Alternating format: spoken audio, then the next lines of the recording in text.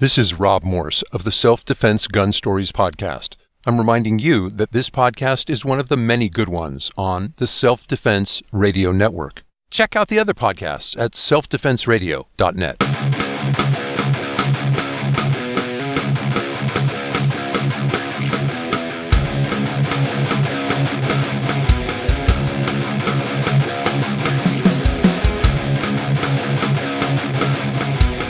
Bringing you law, gospel, and guns. Welcome to Armed Lutheran Radio.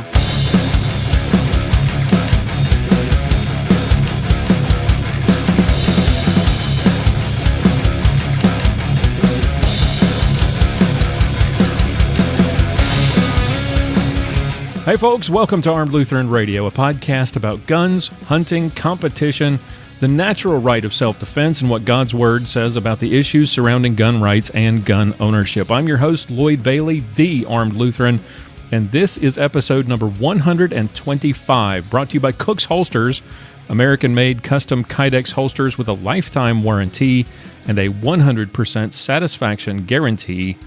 Check them out at cooksholsters.com. Use the promo code ARMEDPODCAST, that's all one word, and you get 10% off your order at the Cook's Holsters store.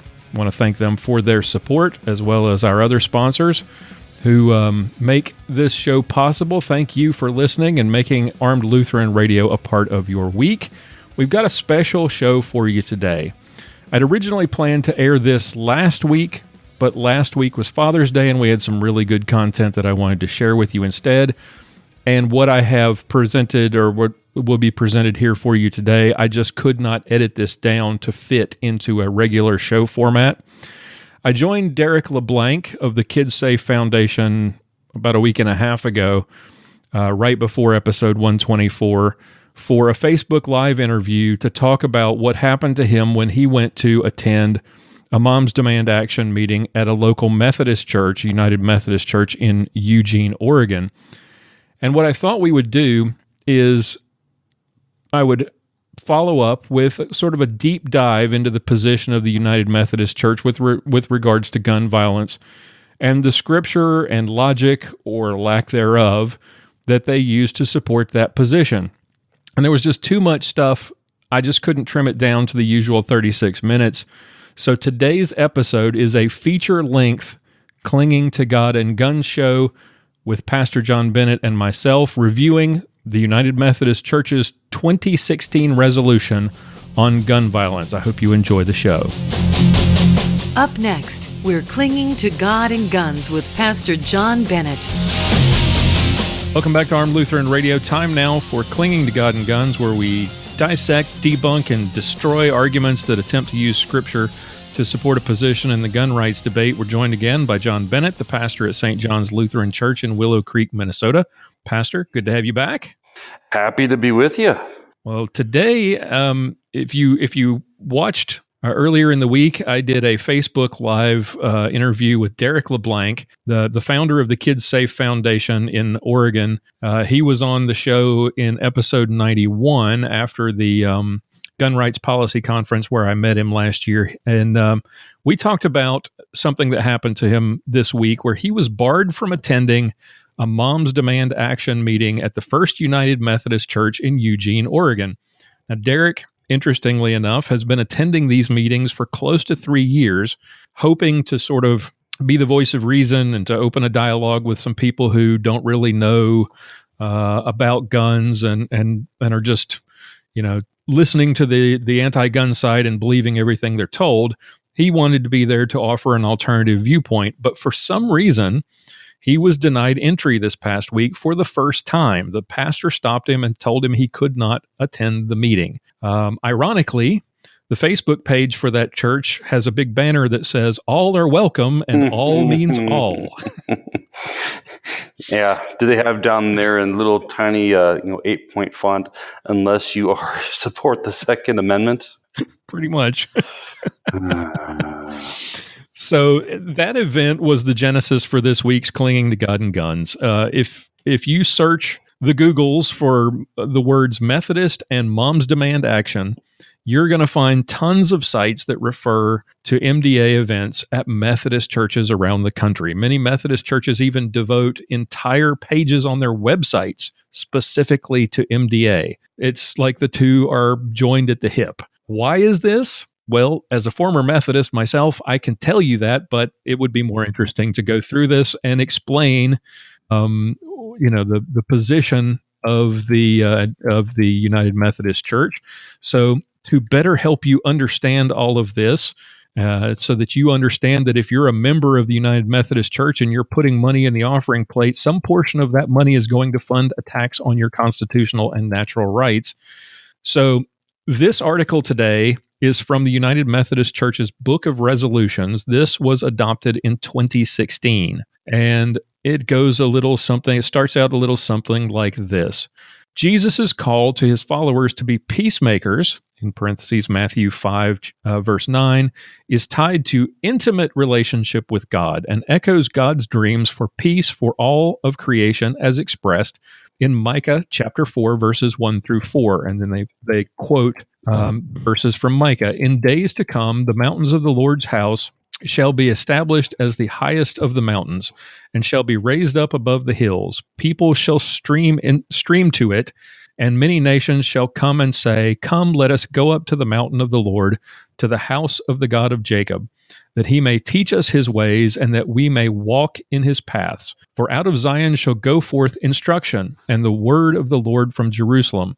He shall judge between many peoples, and shall arbitrate between strong nations far away. They shall beat their swords into plowshares, and their spears into pruning hooks. Nation shall not lift up sword against nation, neither shall they learn war any more, but they shall all sit under their own vines and under their own fig trees, and no one shall make them afraid, for the mouth of the Lord of hosts has spoken. That's from the New Revised Standard Version. Micah's prophetic dream points to a time when all peoples will journey to God's presence so God, quote, may teach us his ways and that we may walk in his paths. Micah describes God as the final judge, and the nations will travel to God's presence out of their desire to live in peace without violence and bloodshed. All right, so this passage, these from the book of Micah, are the entire basis for the Methodist Church's support for gun control. Well, let's be fair. It's the only basis for which they use Scripture. They rely far more heavily on leftist organizations, which we'll get into later on. But yeah, it's pretty pathetic that they use secular organizations as the foundation for their quote-unquote doctrine. Yes. So before we dive into Micah 4, let's begin with that passage from Matthew chapter 5, verse 9 about peacemakers. Can you read us that verse and kind of give us some context? Yes. I think he said, blessed are the cheesemakers, for all of you Life of Brian fans. It's not meant to refer to cheesemakers, but all makers of dairy. Yes. Jesus, this comes within what's referred to as the Beatitudes. And I'm reading from the New King James. Blessed are the peacemakers, for they shall be called sons of God. And one note to make here throughout the Beatitudes, the word in the Greek is makarioi, which also means happy.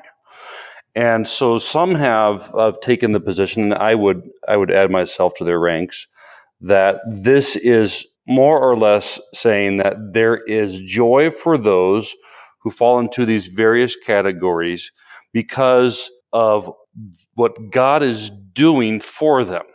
Okay, so blessed are those, and the word for peacemakers in the Greek literally means those who do peace. And the joy is that you are called sons of God.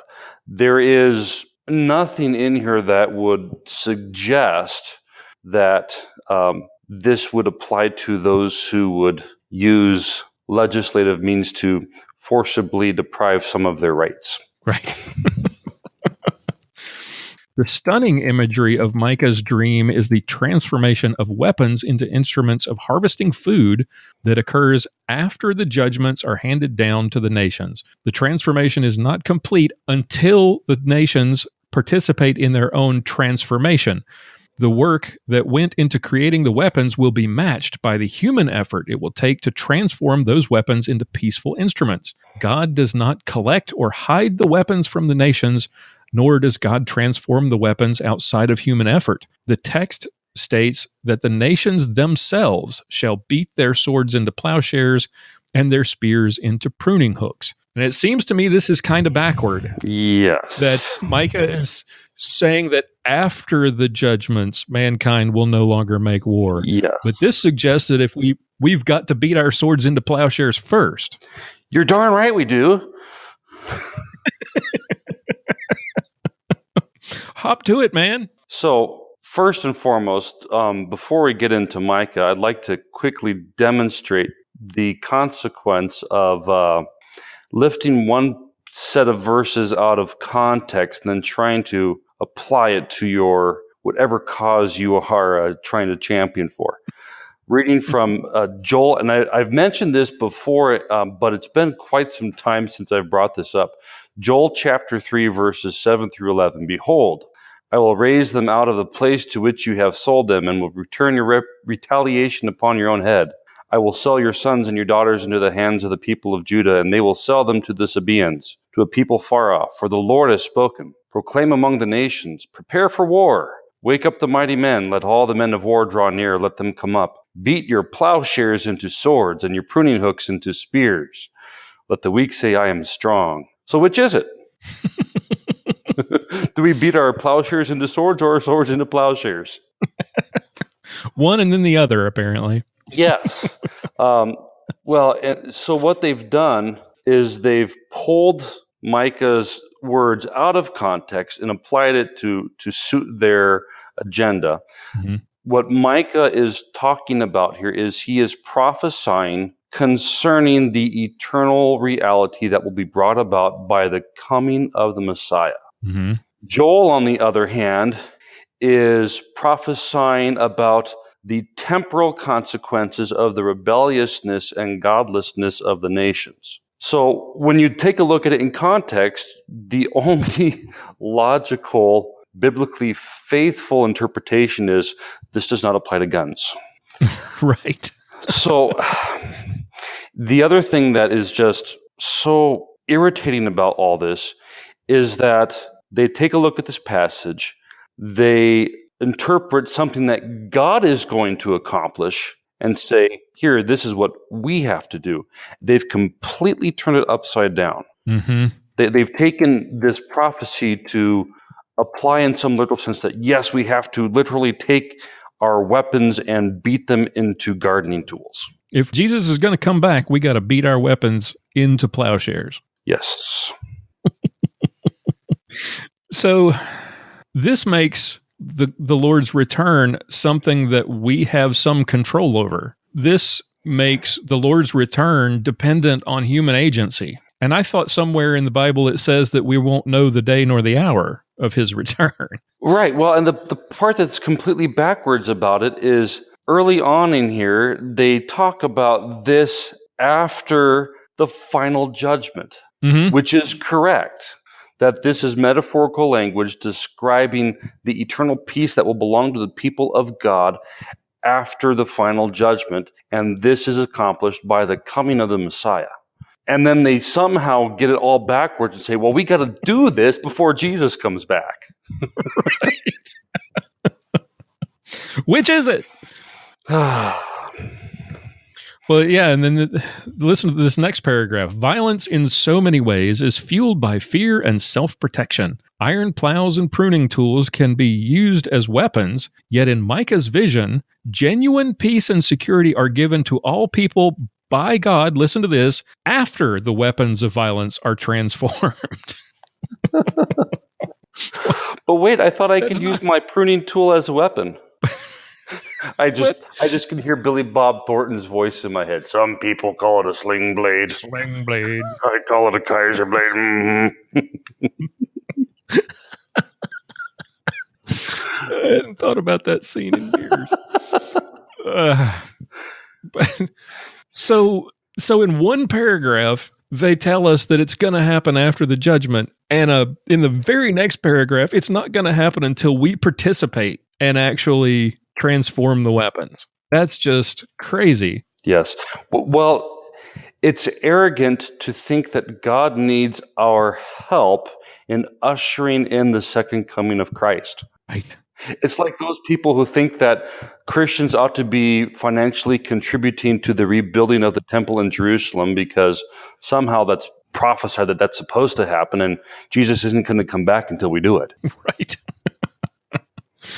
All right. So whether it happens in the towns of northeastern Nigeria, a suburb in the United States, the streets of Australia, or an office in France, gun violence has become an all too often frightening phenomenon. We need the reality of Micah's vision more than ever. We do need that vision, but that's Christ. That vision is the return of Christ.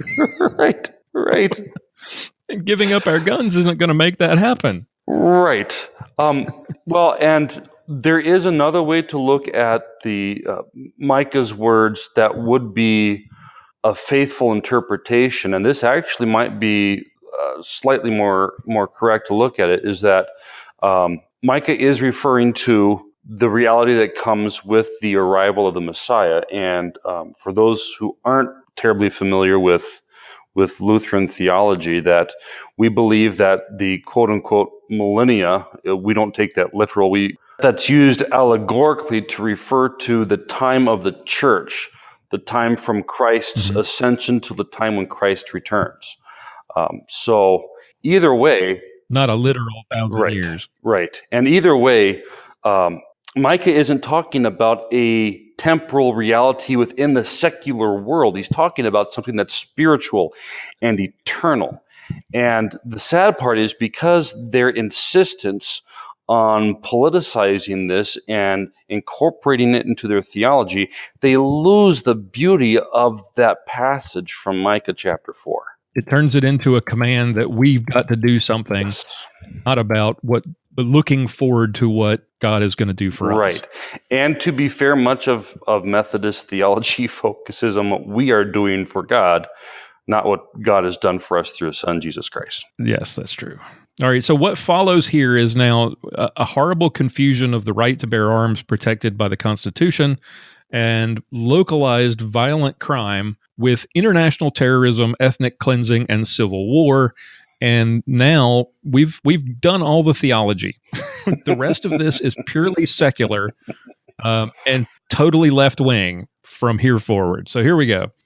Small arms include assault rifles, submachine guns, light machine guns, grenade launchers, portable anti-aircraft guns, and anti-tank guns, among other weapons. And they refer to a link to the definitions page at smallarmsurvey.org.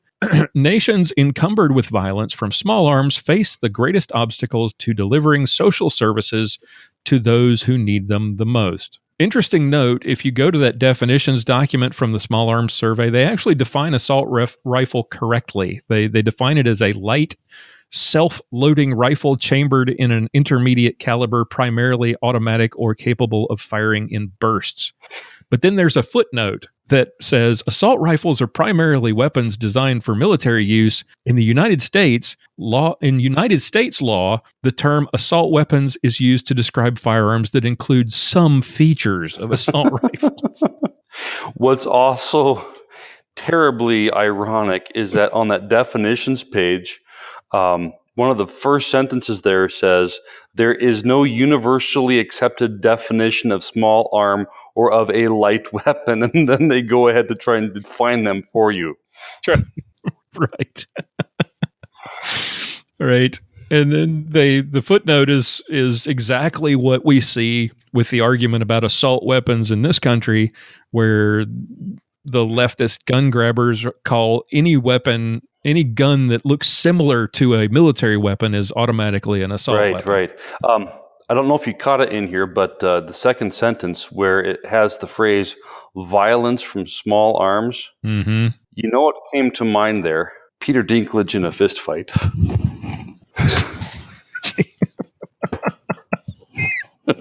Not that kind of small arms.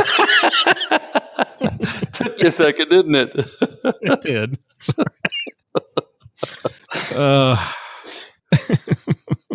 But this is the kind of thing that Derek tries to do when he goes to these meetings, and when they use these terms, he's like, what does that mean? Tell me what that means. That's not what that means. And he'll show them pictures. Here's what you're talking about. The way liberals define assault weapon is sort of like putting a spoiler on a Yugo and calling it a sports car. Yes. And the way that they define assault weapons, you can have airsoft guns that would fit into their definition. Right.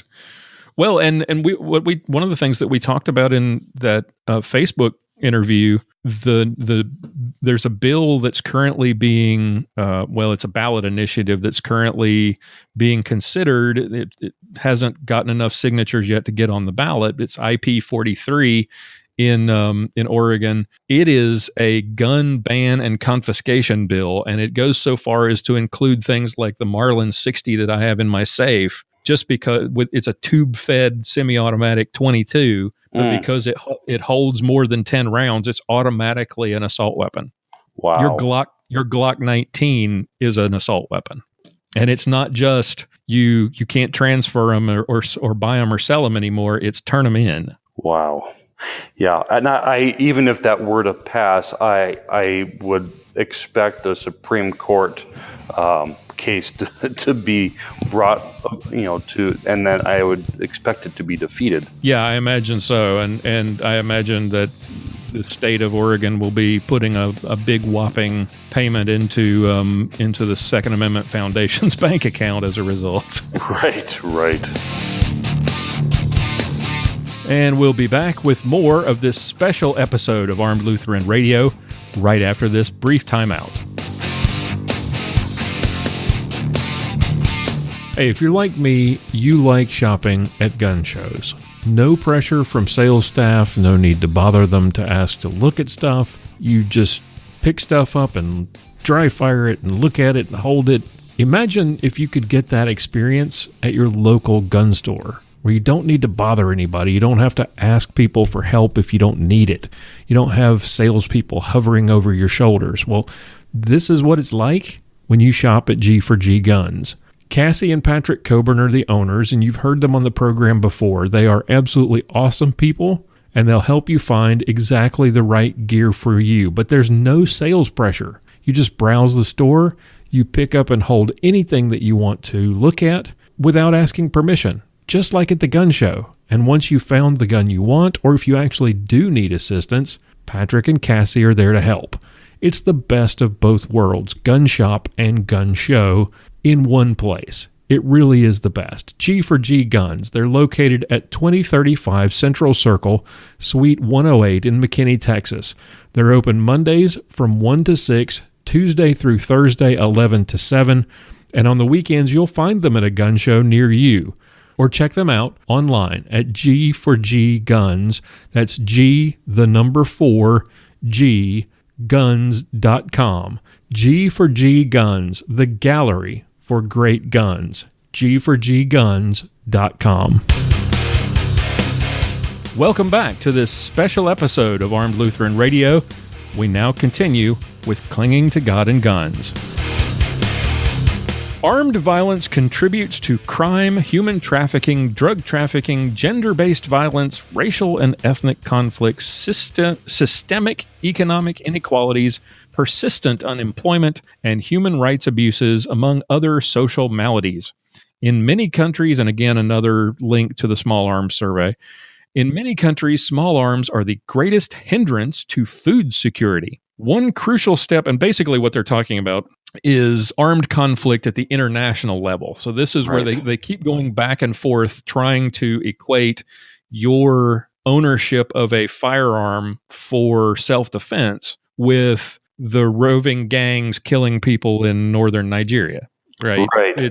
There's no difference in their minds. I took a lot of time going through every link that they have in this, and what they do is they post a link, and I think they're hoping you don't actually follow the link because the links never support their arguments.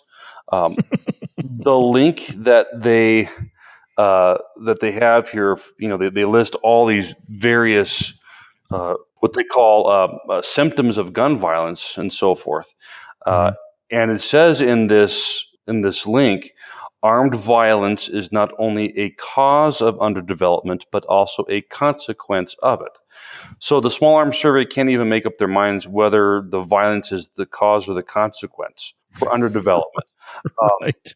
But if you read between the lines there, what they're saying is that gun violence as a contributing factor for all these other things is primarily a problem in underdeveloped country. Yes. And that's the thing that jumped out at me about this, was because it was their conflation of your right to have a firearm for personal protection against violent local thugs, violent crime, or your right to own a firearm for hunting or whatever, lawful purposes, and conflating that with the kind of things that we see every day in underdeveloped countries, the kind of violence that is really a consequence of no law and order and no standards, no accepted standards of decency. In this country, it's generally frowned upon if you go around killing people who are a different ethnic group from you. Right. In Africa, not so much, right? So, yes, armed violence makes it difficult on an international level and it contributes to some of these other things happening. But it's not the same thing as having a firearm for self-defense against crime in a developed nation like the United States. So this, if you want to have a position, if you want to have a statement about how the church is in favor of trying to reduce war and violence around the world, go right for it. I'm all there with you, right? But when you try to conflate those two issues, when you try to compare and suggest that there's no difference between the CZ that you've got in your gun safe and the AK-47 in the hands of a warlord in Afghanistan, that's a problem. Right. And that's where this goes off the rails, I think. Yeah, and the one sentence in here that really jumps out at me is where they say, in many countries, small arms are the greatest hindrance to food security.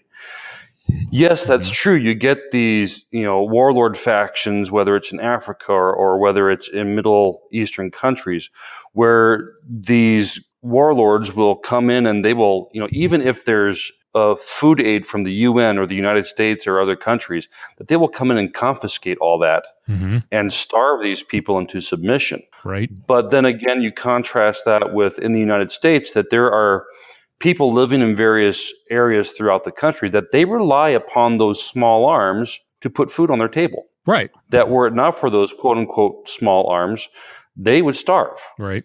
The small arms survey, best I can tell, I didn't read the whole thing and I didn't look at the treaty.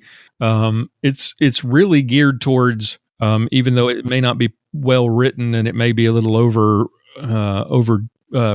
reaching, over generous in some of its definitions, it's really geared towards controlling the flow of weapons into areas of conflict and instability around the world. It's not about, and it says even in various places, it does mention, this has nothing to do with the civilian gun laws of various countries. Right. This is about the sale of arms to non-nation states, to non-nation or terrorist groups and rebel factions, or to governments in some of these war-torn areas, because the sale of those weapons simply perpetuates the conflict. I can get behind that to a degree. I can, if the church wants to have a position, if the focus is on that, on reducing the kind of conflict that we see in places like Syria, I could get behind that. Amen. But the problem is that we're trying to compare those ethnic cleansings in Rwanda to the gang violence we see in Chicago. Right. But that's very different. That's a totally different thing. Right. And the small arms survey distinguishes between those things, but the Methodist Church doesn't. Right. They're just grasping for data from any source to try and support their position. Mm-hmm. One crucial step towards curbing this violence on an international scale is the Arms Trade Treaty that passed the United Nations in 2013. Its focus is to prevent arms from being traded into already dangerous situations. The treaty does not regulate the trade of small arms within nations. There's an interesting point. And I don't know, they point that out and then they And then they go on to say we need to regulate more. We need more regulation on the trade of arms in this country. Right. In adopting the treaty, the 118 nations that signed it and the 31 nations that have already ratified it are stating that gun violence is a universal problem, devastating lives and creating tremendous instability in nations and entire regions in the world. Yes. And, when they later on where they list their solutions, they include ratifying the arms trade treaty. The problem with the arms trade treaty is that it would surrender control of the export and sales of weapons and equipment that would relegate all that to the United Nations.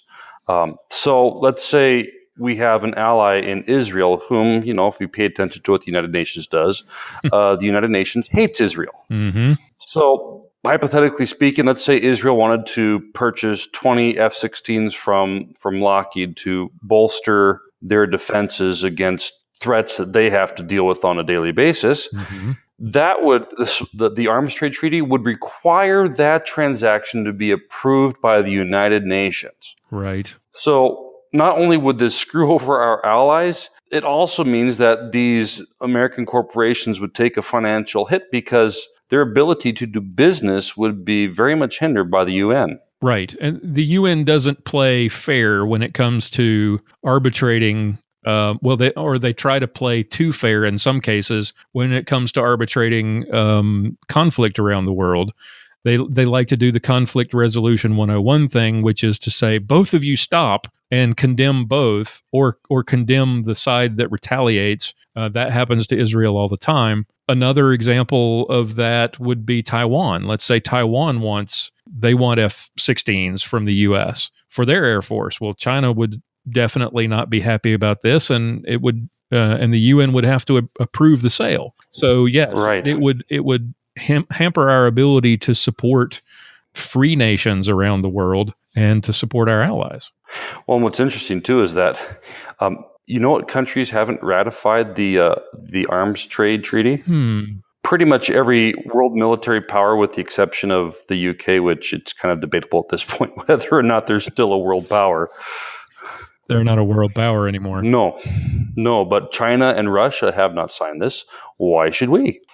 Right, exactly. They're not going to hamper their ability to support their allies. They're not going to stop sending, arms and materiel to people like Assad. All the arms trade treaty would do is make it impossible for us to support our allies to counter the threat from totalitarian regimes like Russia and China. Exactly. So next, the United Methodist Church is going to suggest that the use of firearms in international armed conflict, like we've just been talking about, is the same thing as suicide or domestic violence. So here we go. Gun violence also greatly affects families and individuals. One of the most prominent forms of gun violence is suicide. Worldwide, there are nearly 1 million suicides every year, which amounts to more than 3,000 per day, according to the World Health Organization. Actually, the last number I saw from the WHO was 800,000. While not all these involve firearms, access to firearms makes suicide more attainable for many who attempt it. Indeed, firearms are the most frequent method for suicides in countries where firearms are common in private households. Yeah, not so much. Well, that really doesn't make any difference or any sense. I mean, what's the point in pointing that out? I did a little research on this. Firearms may be the most frequent method in countries where firearms are common in private households, but that doesn't explain Japan. Right. Has a far higher rate. It doesn't explain Guyana, which has the highest suicide rate in the world, or North Korea, which is second, where they have absolutely no civilian access to firearms unless you're at the end of a government firing squad. Right. So, you know what the most frequent method of suicide is worldwide? Pesticide ingestion. Yes. 30% of all suicides worldwide, that would be like 240,000 deaths a year by pesticide ingestion. Yeah. So you could just as easily say, hey, firearms are the most frequent method for suicides in countries where firearms are common in private households. Well, the same could be said that pesticides are the most frequent method for suicide in countries where people have easy access to pesticide. Right. Which is most of the undeveloped world. Yes. But I don't see the Methodist Church advocating that countries do more to control pesticides. No, and what's so stupid about this? So the Methodist Church is arguing that firearms are the most frequent method for suicides in countries where firearms are common in private households. So yes, they get that directly from the World Health Organization, but I looked through the World Health Organization's study where they claim that, and then they cite two sources for that. Now, I looked at these two sources. The one source states within their conclusions, the proportion of firearm suicides within overall suicides and the proportion of households owning firearms varied considerably across countries, and the proportions also varied over time.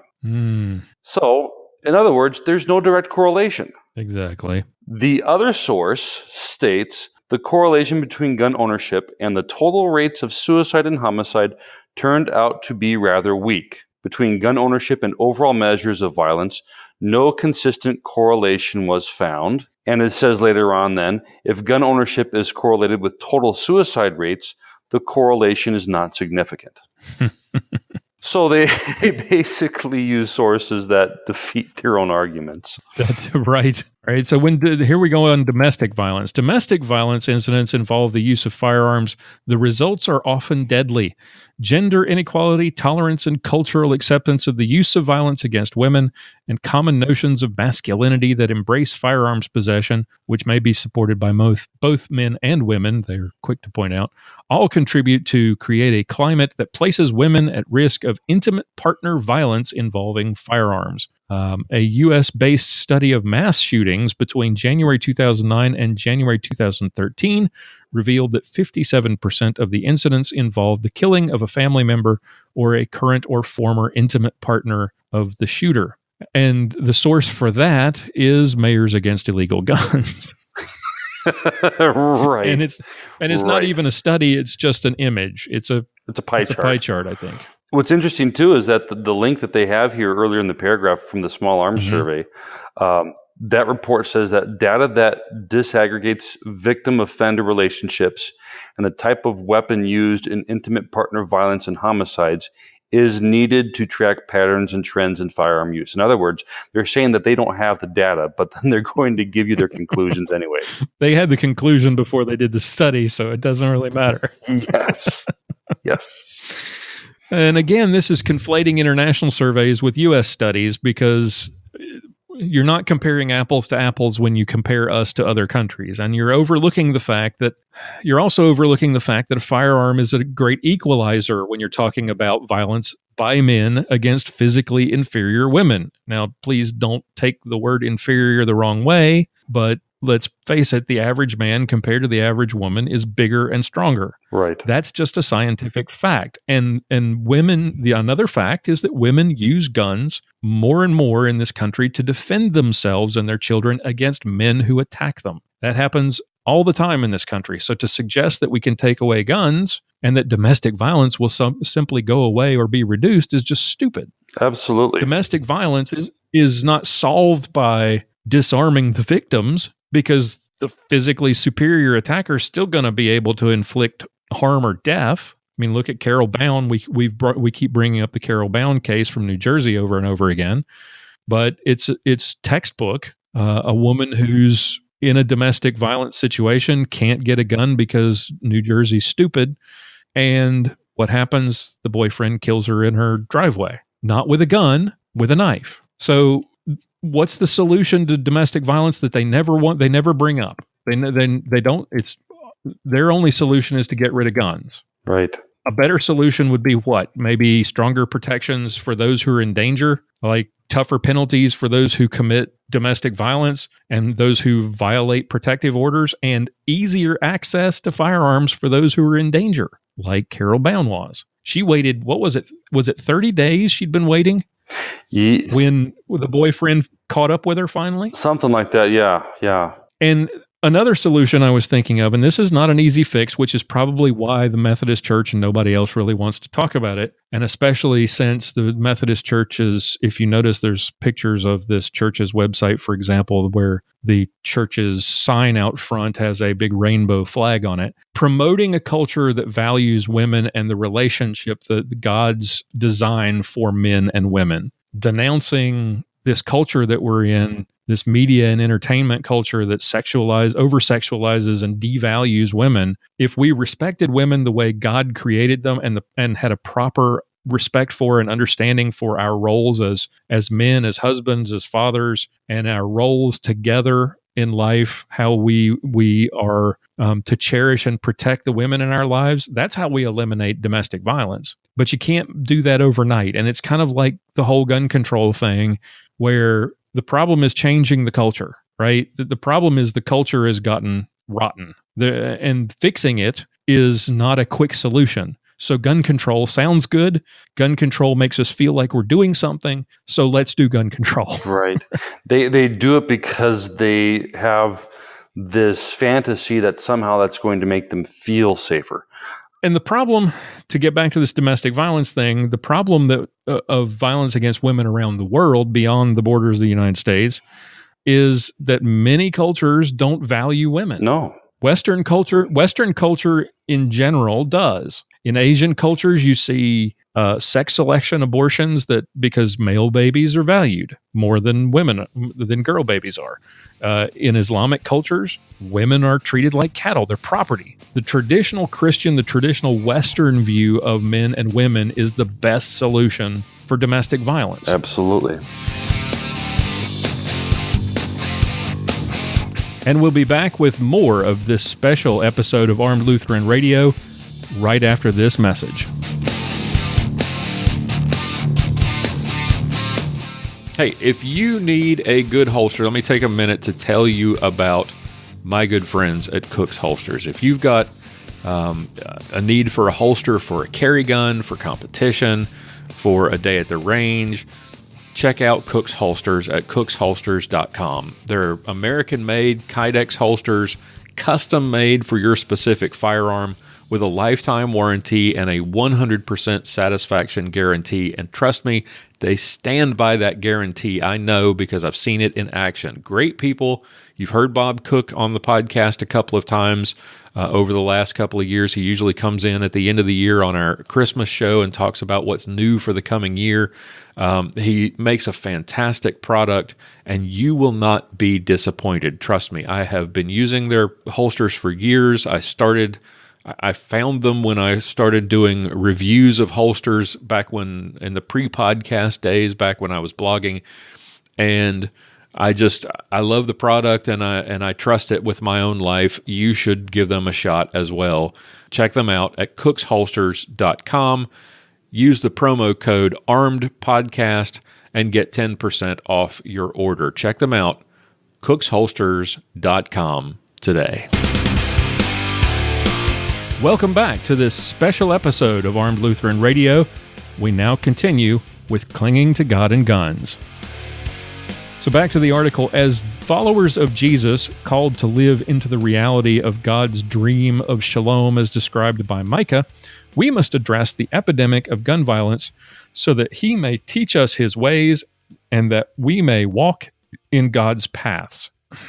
Again, trying to say that we've got to get rid of the weapons. We got to beat the swords into plowshares before he's going to teach us his ways. Right. And you know, if they were at all concerned with walking in God's paths, they would focus their efforts on proclaiming the gospel to a world wrapped in the darkness of unbelief, rather than throwing their efforts and energy into this nonsense of trying to support a purely political agenda while pretending to be a Christian church. Yes. Therefore, we call upon United Methodists to prayerfully address gun violence in their local context. Some of the ways in which to prevent gun violence include the following. 1, for congregations to make preventing gun violence a regular part of our conversations and prayer times, because nothing says praying and worship like being preached at about your gun ownership. Yeah. Sorry, I digress. Gun violence must be worshipfully and theologically reflected on. I hope they're not reflecting on it like they're theologically like they're doing in this article, but I guarantee you they are. And we encourage United Methodist churches to frame conversations theologically by utilizing resources such as Kingdom Dreams, Violent Realities, Reflections on Gun Violence from Micah 4:1-4, produced by the General Board of Church and Society. And for those who don't know and don't care, Kingdom Dreams is a lengthy Bible study. I found it. It's a PDF. You can download it. It's based entirely on these 4 verses from Micah chapter 4. It's 90% politics and anti-gun statistics and studies. It's maybe, I'm being generous, saying 10% theology.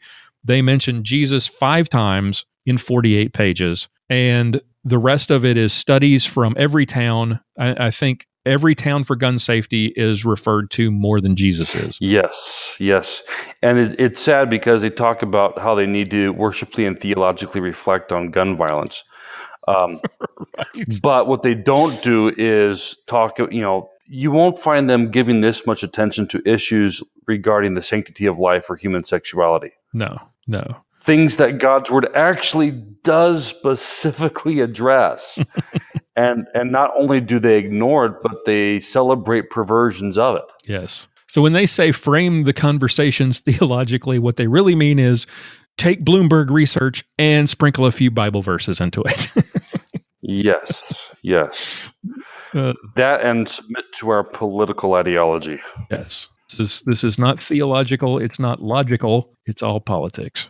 So number 2, for congregations to assist those affected by gun violence through prayer, pastoral care, creating space, and encouraging survivors to share their stories, financial assistance, and through identifying other resources in their communities as victims of gun violence, and their families walk through the process of grieving and healing. Wonderful. Agree wholeheartedly. Yep. Thumbs up. Number 3, for individual Methodists who own guns as, listen to this, notice how they phrase this. For individual United Methodists who own guns as hunters or collectors to safely and securely store their guns and to teach the importance of practicing gun safety. Notice they only mention hunters and collectors.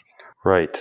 So those of you who are competitive shooters or who own a firearm for self-defense, we don't care about you. Right. You're not good Methodists. Right. I don't ever want to be considered a good Methodist. No. I escaped that years ago.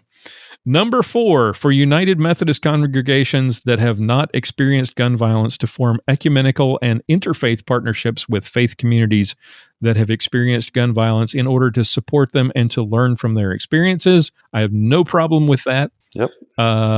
Number 5, for United Methodist congregations to lead or join in ecumenical or interfaith gatherings for public prayer at sites where gun violence has occurred and to partner with law enforcement to help prevent gun violence. I've got no problem with Methodists who want to do that, but if you're a Missouri Synod Lutheran, your pastor might frown upon that. Yeah, I would recommend not doing that. The interfaith gatherings, yeah. Yes, that's called syncretism, and we don't want any part of that. In fact, I've talked about that at one point in one of the early episodes on the show. That was way, way back, one of the first 10 episodes, I think. Number 6, for United Methodist congregations to partner with local law enforcement agencies, this is interesting, and community groups to identify gun retailers that engage in retail practices designed to circumvent laws on gun sales and ownership, encourage full legal compliance, and to work with groups like Heeding God's Call that organize faith-based campaigns to encourage gun retailers to gain full legal compliance with appropriate standards and laws. So the UMC is calling on its congregations to spy on gun retailers.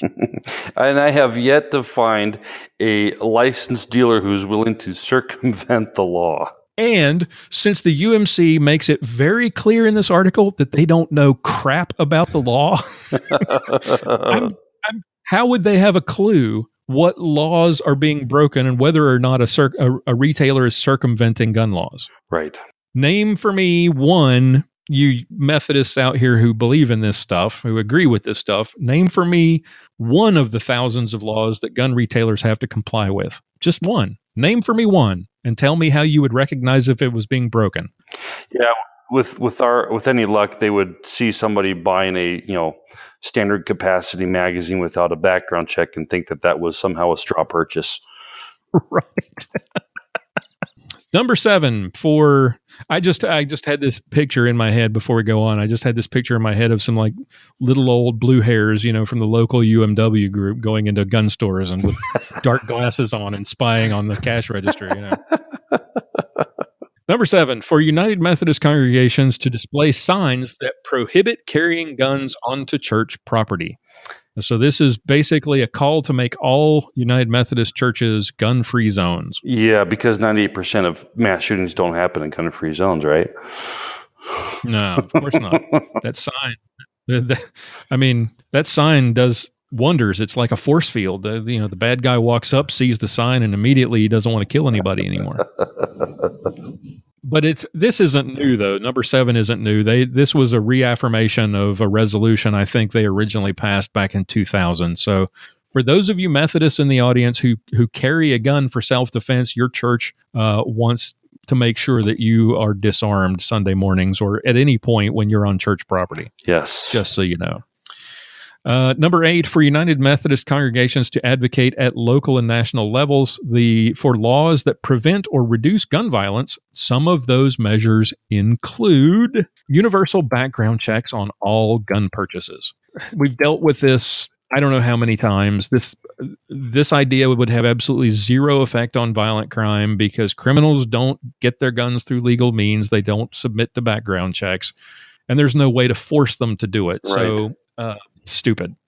Ratification of the Arms Trade Treaty, but like you said, this is not a great idea because of the effect it would have on our relationship with our allies and our ability to counter the aggression of countries like China and Russia. Not to mention the fact that it has nothing to do with U.S. law.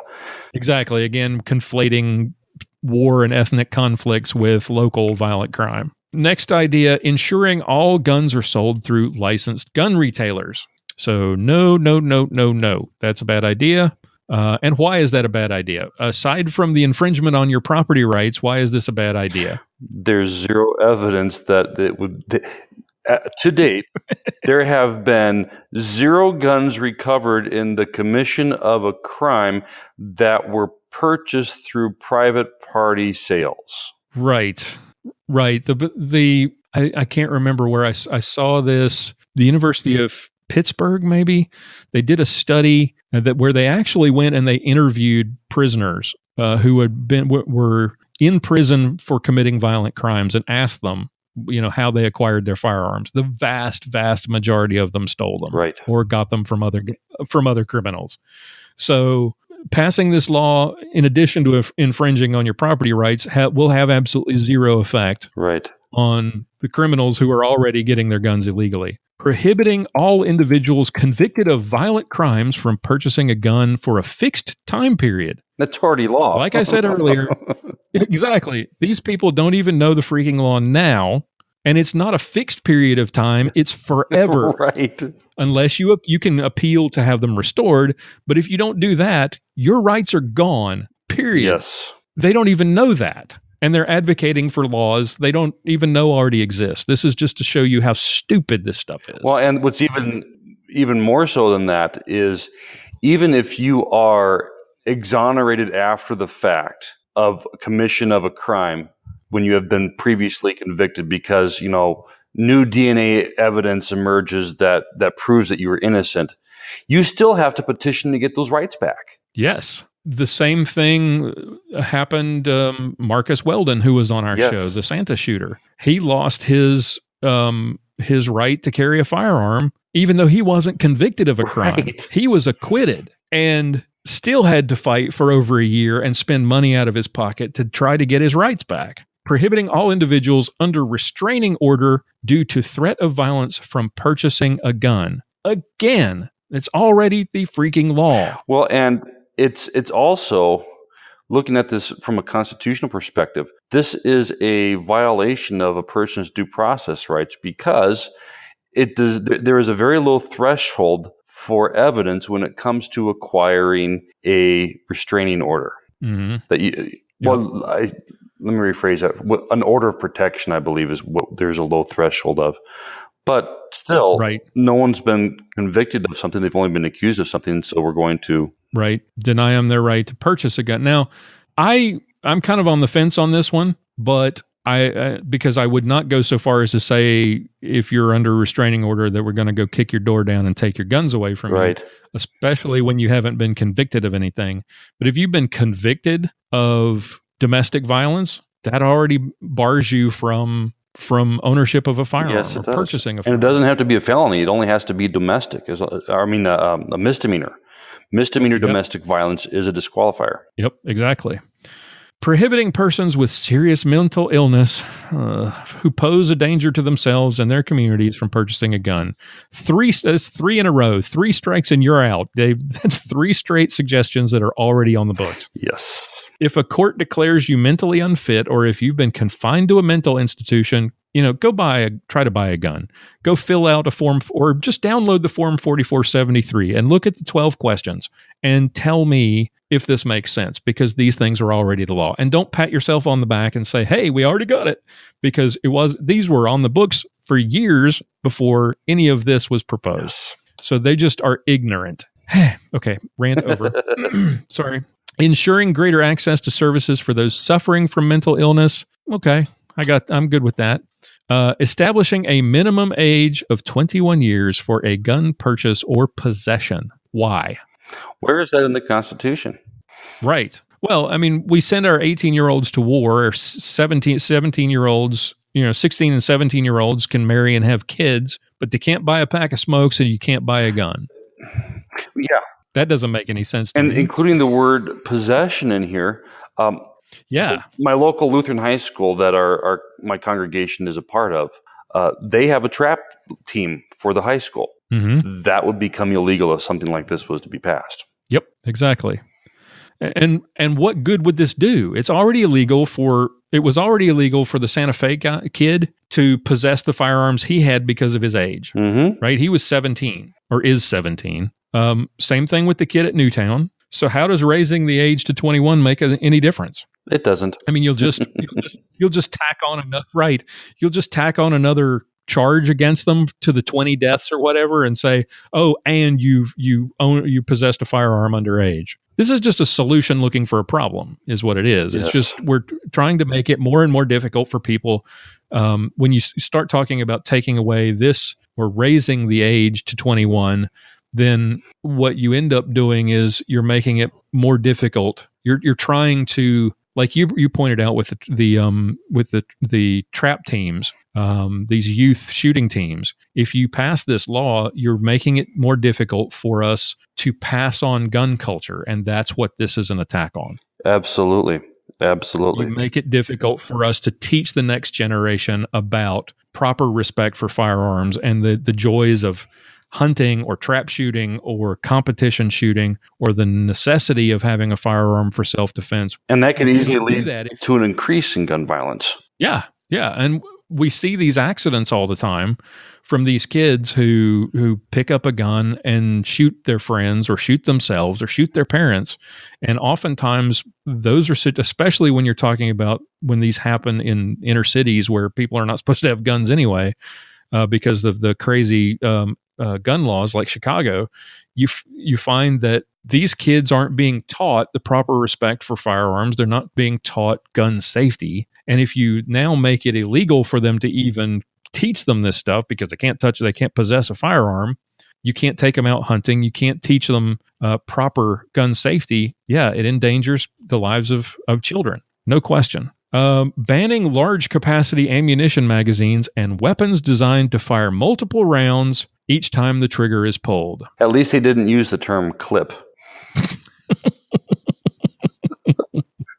What's ironic about them bringing this into the mix is, earlier in the piece, they have that link from Mayors Against Illegal Guns. Mm-hmm. And in that study, they found that 11% of mass shootings use a standard capacity magazine. Which, wait a minute, are you using the standard capacity magazine definition that they call large capacity?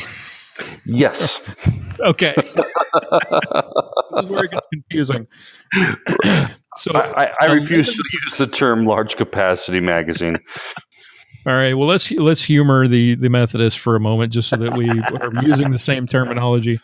Yes. So 11% of all mass shootings involve what they call large capacity magazines. Correct. Well, and so are we going to assume that if we ban these, that there's suddenly, going to be an 11% drop in mass shootings? Well, you'd be lucky if you even get a 1% drop, because I mean, look at Santa Fe. The kid had a 6-shot revolver and a sawed-off shotgun. Yes. Virginia Tech, he had 2 handguns, one of which was a .22, and he had a bag full of 10-round magazines, so he complied with the law. Magazine capacity restrictions, they have never had an effect on gun violence or the lethality of an attack. You look at the guy who shot up that Waffle House, right? He had a high capacity magazine, but it took a guy with the will to fight to take him down. But you take another look at the shooting in Sutherland Springs, and that guy went through like 15 magazines. They were all standard capacity magazines too, or which term am I using now? They were, I believe they were, quote unquote low capacity magazines, because the 30-round magazines were too large to fit in his bag. Right. So he had like 20-round magazines, and he reloaded like 15 times with no opposition. So the idea that banning or reducing magazine capacity is going to save people's lives because you got to stop to reload is go to a competition for 5 minutes and watch just new shooters and see how quickly they can reload a gun. Right. It makes no sense. And the idea that we need to ban automatic weapons, this last thing about banning weapons designed to fire multiple rounds, we already have that, genius. I mean, come on. They're already illegal unless you have piles of cash and an extremely restrictive Class 3 federal firearms license. Yes. Other than that, you can't own one. So, again, learn the law before you go spouting off about what we need to do. Finally, I think this is the last proposal, isn't it? Yes. Promoting new technologies to aid law enforcement agencies to trace crime guns and promote public safety. Another solution looking for a problem. I don't know that police have a problem tracing crime guns. Right. They have these things called fingerprints and serial numbers. And so if we had a problem tracing crime guns, how would we know some of the statistics that they throw at us about where guns come from that are used in crime? Obviously, again, solution looking for a problem. This is really an umbrella to support this worn out old idea of microstamping, the idea that you can force a manufacturer to create a gun that somehow will mark the bullets or the cases of the rounds that they fire so that they can be matched to the gun, and that will somehow solve a bunch of crimes.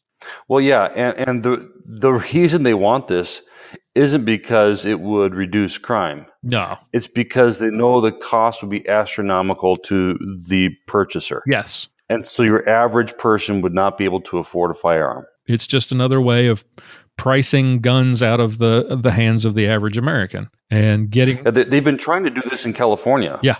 And the solution that they were trying to use in California was to require ammunition to be serialized.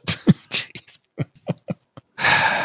The science is out on this too, isn't it? I mean, compared to forensic ballistics, this technology, even if they were to actually implement it, I don't know that it's any more effective than what our crime labs are already capable of doing.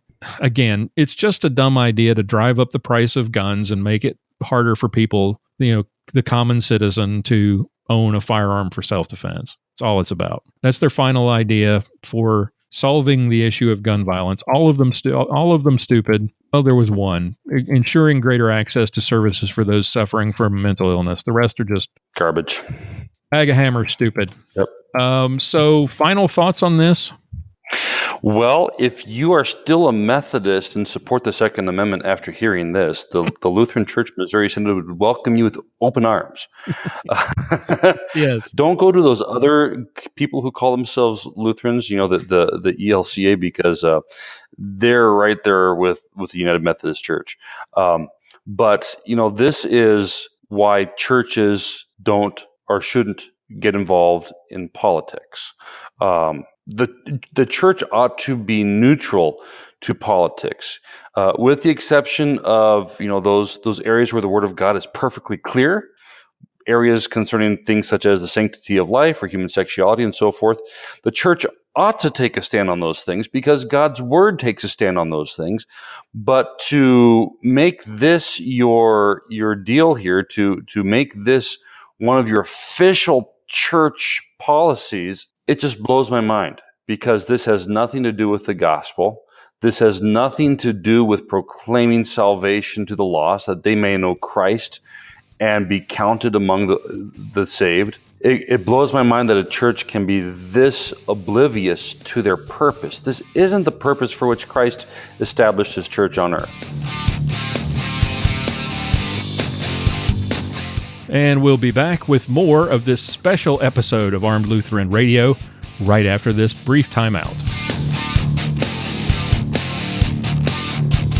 Let me take a moment to tell you about our membership site, the Reformation Gun Club. Members get exclusive content, all the segments, full-length interviews, full-length episodes of Clinging to God and Guns with extra content not released previously. They're kind of like the movies with the extended cuts or the director's cuts. Oftentimes what we have to do is trim those segments down so we can fit them into a reasonable time in the show, and that means extra content for you as a member of the Reformation Gun Club. You get access to our closed Facebook group, discounts from our partners like Gunbox gun safes, easy-to-see targets, Dowtech Force, Cook's holsters, Talon gun grips, inline fabrication, much more. So go check it out on Patreon. We've moved to Patreon. Registration is much easier. You get your own unique RSS feed, which means you can paste that into your favorite podcast app and take it with you and listen anywhere. For as little as $2 a month, you can take advantage of all of those benefits and help support the show. Visit patreon.com/armedlutheran or go to gunclub.armedlutheran.us and sign up today. Welcome back to this special episode of Armed Lutheran Radio. We now continue with Clinging to God and Guns. Hey, there was a question that was posed during my interview with Derek LeBlanc, and I wanted to run them by you and get I answered one of them, but I wanted to run these by you and get your thoughts. One, this was from Horace. As the Methodist Church is presenting as anti-freedom, is the Lutheran Church presenting as pro-rights, pro-freedom, or is this an individual member's or a single church's view, the view that I was purporting? And this one anti-gun view that was coming from this one church in the Methodist Church, is that just a single church's view? We've already answered that question with our presentation tonight, but just curious if the Lutheran Church as a whole is an ally of the Second Amendment in general. And I would say the Lutheran Church Missouri Synod, the Evangelical Lutheran Synod, the Wisconsin Lutheran Synod. There's a number of Lutheran church bodies out there. Those three that I just mentioned, in general, you could consider an ally of the Second Amendment. I can't speak specifically for the Wisconsin Synod or the ELS because I'm not as familiar with their positions as the Missouri Synod. The Missouri Synod does not take an official position, but what you will find is among the majority of clergy, among the majority of leadership within the Lutheran Church Missouri Synod, that the Second Amendment is strongly supported. All right.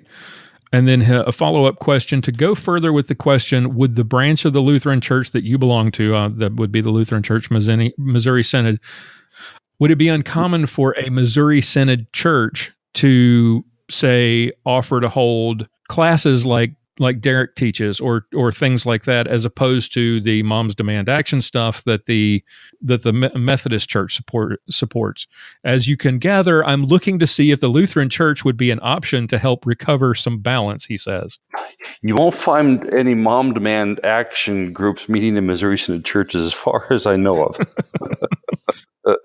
I would be very surprised to find such a thing, and if that were to happen, it would probably be in a liberal metropolitan area in the country. As far as the classes that Derek teaches, that I would not see a problem with most pastors, most congregations welcoming something like that for two reasons. One is whether or not the MDA would want to admit it, that the Kid Safe program is fairly politically neutral. Right. Because it's addressing safety with children. The fact that they don't want anything to do with it blows my mind, because it will actually reduce child fatalities when it comes to things like accidents, and there's data to prove that. Yep. So for one, it is politically neutral, and the second reason is that it's religiously neutral. If I would have no problem at my congregation, of course, I would go through the proper channels. I get, approval from the board of elders, et cetera, for allowing a meeting to be held in our church basement. Right. Wouldn't have a problem with it. Yep. And I don't think there would be a lot of Missouri Synod churches that would have a problem with that. And I didn't get to answer this question because it came through to Derek, and Derek didn't see it as we were chatting. But I even, before I left North Carolina, as you know, as I've said, I was kind of the gun guy at my church. We actually had a seminar that I put on one night at our church, and people came to the church, and I taught them about gun safety, about gun storage. I talked to them about how to acquire, if they were interested in buying guns, talked about the law in North Carolina. I talked about the 4 rules of gun safety. We talked about classes. We talked about how to get your concealed carry license. And that was at a Missouri Synod church in North Carolina. So I agree. I think as long as you went through the proper channels, I don't think a whole lot of churches would turn away an opportunity to teach their congregation, because the point of my seminar was we were particularly a more of an elderly congregation at the time. It was starting to get younger, but there were a lot of older members, and a lot of them had guns, and they didn't really know what to do with them. They didn't know how to safely secure them or store them. They'd been sitting in the closet, or they'd been sitting in the nightstand or whatever, and they wanted to know about, how do I get a concealed carry permit? How do I store this safely? And my concern was teaching them, how to be safe with those things and how to keep them from falling into the hands of people who shouldn't have them, kids or grandkids or neighbors' kids that come over to their house. So the whole idea is reducing the likelihood of an accident and teaching people how to safely, to be safe gun owners. And so I think, like you said, I think a lot of Lutheran churches in the Missouri Synod particularly would not have a problem with that, as long as you went through the right channels to set it up. Right. And this is directed more at MDA, but if you have a problem with that, of teaching safety to children, then you are part of the problem of gun violence in this country. Yes. And you can't call yourself a gun safety organization if you're opposed to the kind of thing that Derek's doing. Right. All right, so I think that wraps it up. I think in our next episode, we're going to continue on this Oregon sort of twist. We've come across one of the 2 main signatories or for the gun confiscation ballot initiative in Oregon is a Lutheran pastor from Portland, and I think we're going to do a little fisking of some of his work in a future episode. So stay tuned for that. Well, make sure we got to put Lutheran in quotes there, because right, exactly. He'd be of the other Lutheran church body. Yes, exactly right. And I made sure to point that out in my interview with Derek, that there's Lutheran and then there's Lutheran, right? Yeah, so. Yes, just like Lutheran doesn't always mean the same thing, just like the word Republican doesn't always mean the same thing anymore. Right. All right, so look for that in a future episode. Pastor, thank you for joining us tonight. It's been a joy. And thank you all for listening, and tune in again for another edition of Clinging to God and Guns right here on Armed Lutheran Radio. John Bennett is the pastor at St. John's Lutheran Church in Willow Creek, Minnesota. For more information, visit stjohnswillowcreek.org.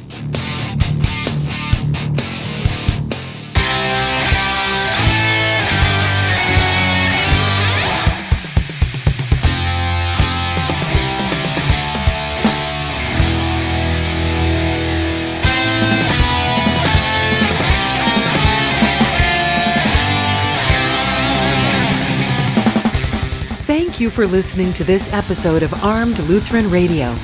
For show notes, be sure to visit our website at www.armedlutheran.us. You can subscribe to this podcast on iTunes, Google Play, Stitcher Radio, and TuneIn.